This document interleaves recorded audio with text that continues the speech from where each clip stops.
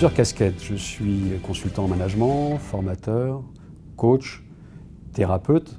J'ai pris mon indépendance il y a maintenant 20 ans et j'ai créé Déploiement. Et depuis ces 20 ans, j'ai pu développer d'autres compétences parce que j'avais envie d'être sur des modèles moins standardisés que ce que l'on peut pratiquer lorsqu'on est en cabinet. J'avais envie d'être plus ajusté aux besoins de mes clients.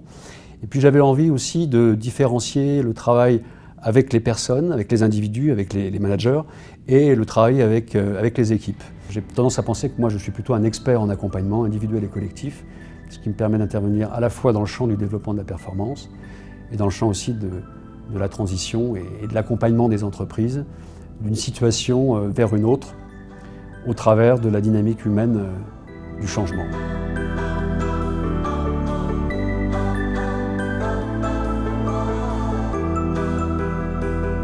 Le changement, c'est pas maintenant, le changement, c'est permanent. Et lorsque le changement est permanent, ça veut dire que les managers doivent avoir une capacité à se positionner sur un certain nombre de fondamentaux de manière extrêmement stable, extrêmement solide. Est-ce qu'il existe des fondamentaux dans le domaine du management des équipes? La réponse est oui. Et vous allez voir que tout repose sur le bon sens. Bien sûr, il y a des techniques. Bien sûr, il y a un certain nombre de pratiques. Bien sûr, il y a un certain nombre de méthodes. Mais fondamentalement, le management, ça repose sur une qualité d'être.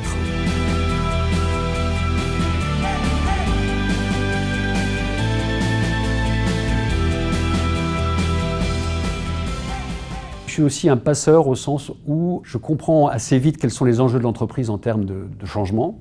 Je vois les incidences, mais je vois les incidences humaines, là où la plupart du temps les décideurs ne le voient pas.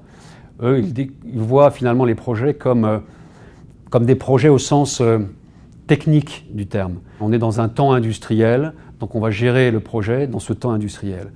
Et ils sous-estiment, parfois ils méconnaissent même complètement ce que j'appelle moi le temps psychologique. Et mon rôle, c'est d'accompagner les personnes, les équipes, dans cette dimension psychologique de la transformation, où il y a beaucoup plus d'émotions que de rationnel. Et j'apprends finalement aux équipes à accepter le fait d'avoir des émotions, des inquiétudes, de la colère, de la peur, de l'anxiété par rapport à ce qui va se jouer, à pouvoir l'exprimer. J'apprends aussi aux managers à pouvoir l'entendre, à pouvoir exprimer eux-mêmes leurs propres peurs. Ça permet à une masse critique finalement de collaborateurs dans l'organisation de partager une vision commune et de pouvoir cheminer ensemble.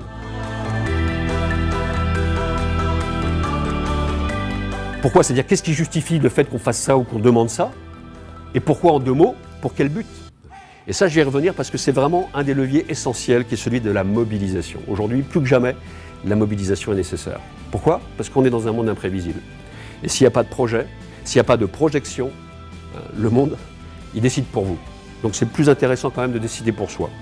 Et c'est pour ça que c'est véritablement le levier sur lequel vous devez agir de manière prioritaire. Mon credo, c'est comment rendre chacun acteur de son propre changement dans une entreprise en transformation. C'est ce changement permanent auquel il faut faire face, se familiariser avec lui. Et donc mon rôle, c'est plutôt de dire, on se calme, voilà les incidences des transformations sur les personnes, sur le plan individuel, sur le plan collectif.